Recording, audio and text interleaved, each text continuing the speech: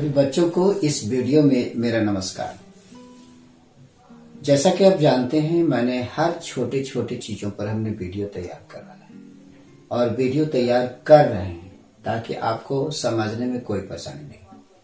आज भी हमने एक छोटा सा वीडियो शूट किया है। इस तरह का वीडियो जो बनाने के पहले या पीछे मेरा ये पर्पस ये है कि बच्चे ये समझ लें कि इस तरह से जो हमने किया है इसका अच्छी तरीके से अध्ययन करने के बाद आपको और भी अच्छी तरीके से जानकारी प्राप्त होगी ताकि आप किसी भी तरह के एग्जाम को फेस करने में योग्य बनेंगे।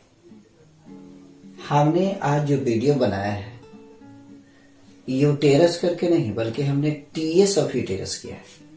टीएस का मतलब होता है ट्रांसवर्स सेक्शन।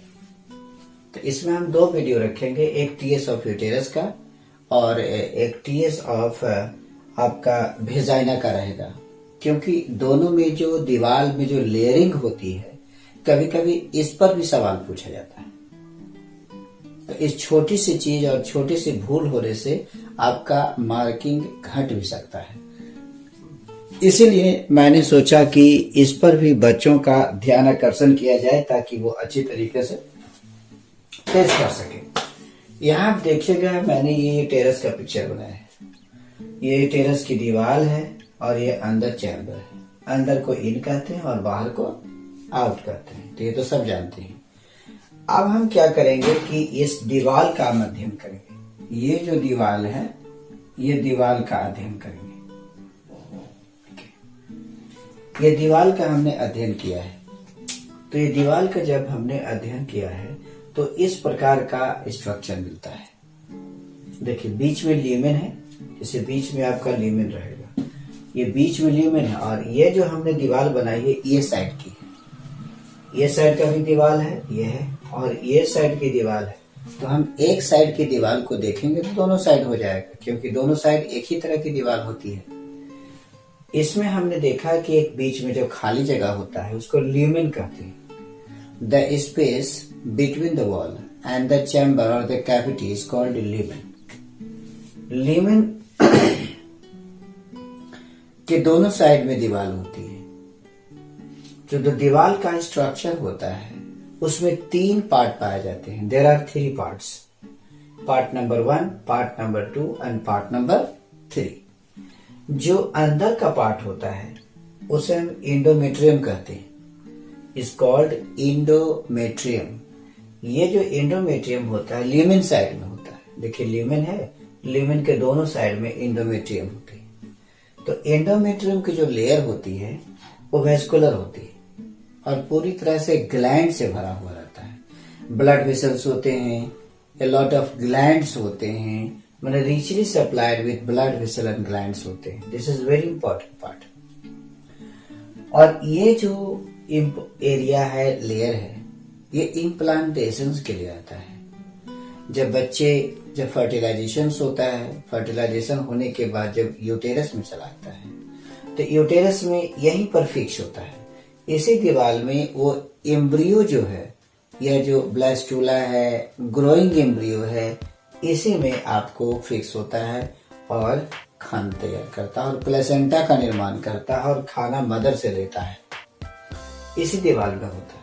बच्चे का डेवलपमेंट इसी दीवार में होता है। हमेशा याद रखिएगा, सवाल पूछा जाएगा कि तीनों में से किस लेयर में बच्चे का विकास होता है, तो आप दीजिएगा इंडोमेट्रियम। इंडोमेट्रियम की क्वालिटी और खासियत क्या है? तो इंडोमेट्रियम वैस्कुलर होते हैं, उसमें ब्लड वेसल्स होते हैं, इसके साथ साथ आपका ग्लैंड्स भी पाया जाता है, बहुत तरह के ग्लैंड्स भी पाए जाते हैं। तो ये इम्प्लांटेशन होता है इसमें, the process of fixing of embryo in the internal walls of the uterus. दूसरा आप देखिएगा जो उसके जस्ट बगल में होता है बाहर की ओर, इसे मायोमेट्रियम कहते हैं। The second layer is called myometrium। Myometrium जो होती है स्मूथ मसल सेल्स की बनी हुई। देखिए you will see here smooth muscle cells। So the myometrium, the layer between the endometrium और the connective tissue के बीच की जो लेयर होती है वो स्मूथ मसल्स सेल की बनी होती है, स्मूथ मसल की बनी। ये बहुत इंपॉर्टेंट होता है। कॉन्ट्रैक्शन ऑफ द मायोमेट्रियम, इस मायोमेट्रियम में कॉन्ट्रैक्शंस होते हैं। ये जो मसल्स का बना होता है उसमें कॉन्ट्रैक्शन होती है। कॉन्ट्रैक्शन होने से क्या होता है कि बच्चा बाहर क्यों निकलता है, बच्चे का जन्म होता है। जब तक इसमें कॉन्ट्रैक्शंस नहीं होगा बच्चा बाहर नहीं निकलेगा। इसलिए जब बच्चा यहाँ तैयार हो जाता है, गेट रेडी होता है बाहर निकलने के लिए, तो इसमें कॉन्ट्रैक्शंस होता है। उसमें कॉन्ट्रैक्शन कराने के लिए ऑक्सीटोसिन एक तरह का हार्मोन होता है। देखिए ऑक्सीटोसिन हमने लिखा है, ऑक्सीटोसिन। ऑक्सीटोसिन एक तरह का हार्मोन प्रोड्यूस होता है जो इसी मायोमेट्रियम पर वर्क करता है और इसको कॉन्ट्रैक्शंस करवाता है, जिसके कारण क्या होता है कि बच्चा आगे की ओर निकलता है और उसकी डिलीवरी हो जाती है। ये ऑक्सीटोसिन। उसके बाद जो सबसे बाहर का लेयर होता है वो कनेक्टिव टिश्यू होता है। जैसे कि नाम से ही आप जानते हैं, कनेक्टिव टिश्यू ऐसा टिश्यू जो जोड़ने का काम करता है, जो ब्रोड लिगामेंट से जुड़ता है, ब्रोड लिगामेंट से जोड़ने का काम करता है। तो इस तरह हमने देखा कि यूटेरस के टीएस सेक्शन काटने से हम ये देखते हैं कि खास तरह से ल्यूमेन के दोनों साइड में जो दीवार होती है वो किसकी रचना कैसे है। तो पहला जो है इंडोमेट्रियम, जो फर्स्ट जो लेयर होती है वो इंडोमेट्रियम होती है, जो बस ब्लड वेसल्स और ग्लैंड्स का बना होता है। इसमें इम्प्लांटेशन होता है, हमेशा याद रखिएगा, endometrium dash implantation, endometrium implantation, myometrium contraction, birth takes place, action of oxytocin. कोई भी सवाल आपसे पूछ सकता है, इसलिए आपको हमेशा तैयार रहना। स्मूथ मसल क्या होता है? ये ऐसा मसल्स है जो हमारी इच्छा के अनुसार काम नहीं करता, उसकी अपनी इच्छा होती है। हम कहेंगे कि स्मूथ मसल से चालू हो तो चालू होगा, बंद हो तो बंद, ऐसा नहीं होता है। ये ऑटोमेटिक एक्शन है, इनवॉलंटरी एक्शन होते हैं। तो ये दोगो हो गया, और बाहर जो कनेक्टिव टिश्यू है ये जोड़ने का काम करता है, बॉडी से यूटेरस को जोड़ने का काम करता है, फिक्स रखने का काम करता है। तो इस तरह मेरे प्यारे बच्चों, मैंने टीएस ऑफ यूटेरस के बारे में एक छोटी सी जानकारी दी कि जरूर पढ़िएगा, क्योंकि सवाल कहीं से भी आ सकता है। हमने बताया था ये जो पोर्शंस होता है दम सड़ जाता है और उसके बाद फैल जाएगा, उसके बाद फिर सड़ जाएगा।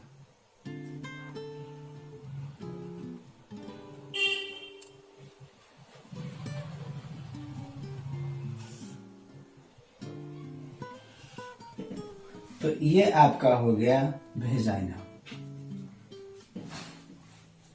ये हो गया सर्विक्स, और यहाँ पर आपने देखा ये वाला जो है वेजाइना है। तो वेजाइना की जो दीवार होती है वो मुख्य रूप से ये सर्विक्स हो गया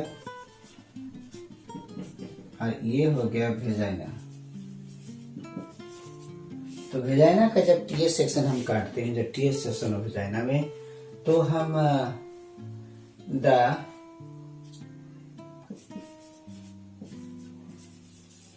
wall of vagina contains, vagina की जो दीवार होती है उसमें 3 लेयर होते हैं। Number 1 mucus,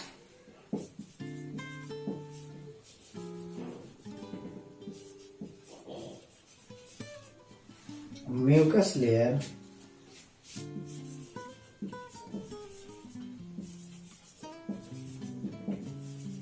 mucus layer facing the lumen.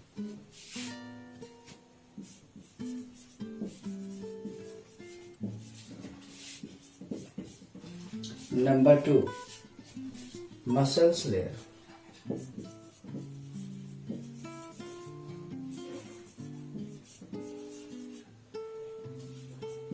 Number 3